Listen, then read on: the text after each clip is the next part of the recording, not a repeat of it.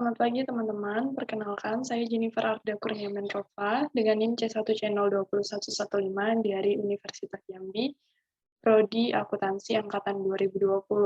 Di sini saya akan membahas materi mengenai perhitungan pajak penghasilan pasal 21, lanjutan dari materi yang lalu, yaitu perhitungan terhadap gaji karyawati, perhitungan PPh 21 terhadap upah harian, dan juga perhitungan PPh 21 terhadap pindah tugas.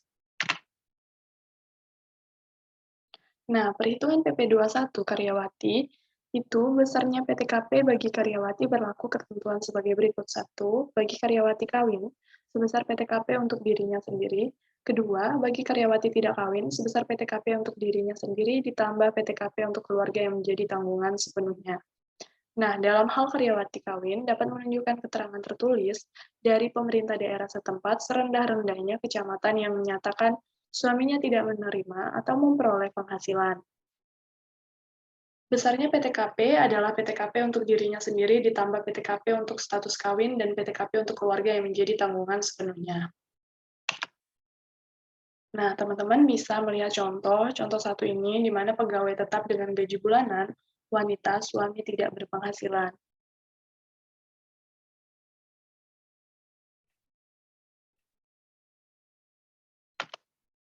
Nah, untuk perhitungannya sendiri juga teman-teman bisa melihat di layar Zoom saya saat ini.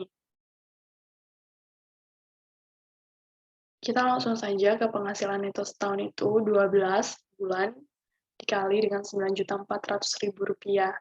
Nah, untuk diri wajib pajak itu ada Rp54.000.000, tambahan WP menikah itu ada Rp4.500.000. Totalnya itu adalah Rp58.500.000. Nah, Rp128.800.000 dikurang dengan Rp58.500.000, itu hasilnya adalah Rp54.300.000. Nah, untuk penghasilan kena pajak, kita gunakan PPh pasal 21 setahun, yaitu 5% dikali Rp50.000.000, hasilnya adalah Rp2.500.000, dan 15% dikali Rp4.300.000, hasilnya adalah Rp645.000, dan kita jumlahkan, hasilnya adalah Rp3.145.000. Nah, PPh pasal 21 sebulan, itu adalah Rp3.145.000 dibagi dengan 12, dan hasilnya itu adalah Rp262.083. Dengan catatan, suami Endang Widiawati tidak menerima atau memperoleh penghasilan sehingga besarnya PTKP Endang Widiawati adalah PTKP untuk dirinya sendiri ditambah PTKP untuk status menikah. Untuk perhitungan PP 21 pindah tugas, itu ada langkah-langkahnya. Yang pertama, itu menghitung PPh pasal 21 selama sebulan. Kemudian, langkah kedua itu dibagi menjadi satu penghasilan neto mulai Januari sampai dengan saat berhenti bekerja, sama dengan penghasilan bruto selama jumlah bulan tersebut, dikurangi biaya jabatan dan iuran terkait gaji selama jumlah bulan tersebut. Yang kedua, penghasilan kena pajak, sama dengan penghasilan neto dari poin A tadi dikurang PTKP setahun. Yang ketiga, PPh pasal 21 terutang selama bulan tersebut tarif pasal 17 dikali penghasilan kena pajak, yaitu pada poin B. Nah, untuk langkah hitungan ketiga itu adalah PPh pasal 21 kurang atau lebih dipotong sama dengan hitungan 2 bagian C dikurang hitungan 1 dikali jumlah bulan mulai Januari sampai dengan 1 bulan sebelum berhenti bekerja. Nah, perhitungan PPh 21 terhadap upah. Berikut adalah daftar ketentuan khusus pada PPh 21 untuk karyawan tidak tetap atau PKWT. Yang pertama itu, tidak dilakukan pemotongan PPh pasal 21 jika penghasilan karyawan dalam sehari belum melebihi Rp300.000.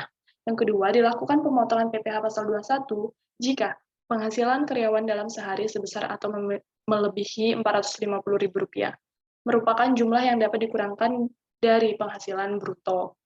Yang ketiga, apabila karyawan tidak tetap memperoleh penghasilan kumulatif melebihi Rp4.500.000 dalam 1 bulan, maka jumlah tersebut dapat dikurangkan dari penghasilan bruto.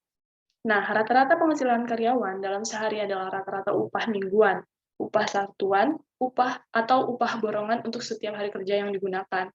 Dan yang kelima, Itu ada PTKP yang sebenarnya adalah untuk jumlah hari kerja yang sebenarnya. Yang keenam, PTKP sehari dijadikan sebagai dasar untuk menetapkan PTKP yang sebenarnya, yaitu sebesar PTKP per tahun.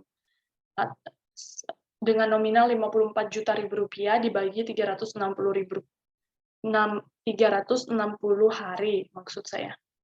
Nah, apabila karyawan tidak tetap tersebut mengikuti program jaminan atau tunjangan hari tua, maka iuran yang dibayar sendiri dapat dikurangkan dari penghasilan bruto. Meski ketentuan perpajakannya berbeda dengan pegawai tetap, jenis pajak yang dikenakan itu tetap sama, yaitu PPh pasal 21. Terima kasih.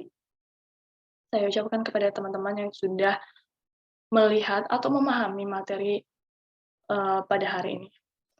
Saya ucapkan selamat pagi.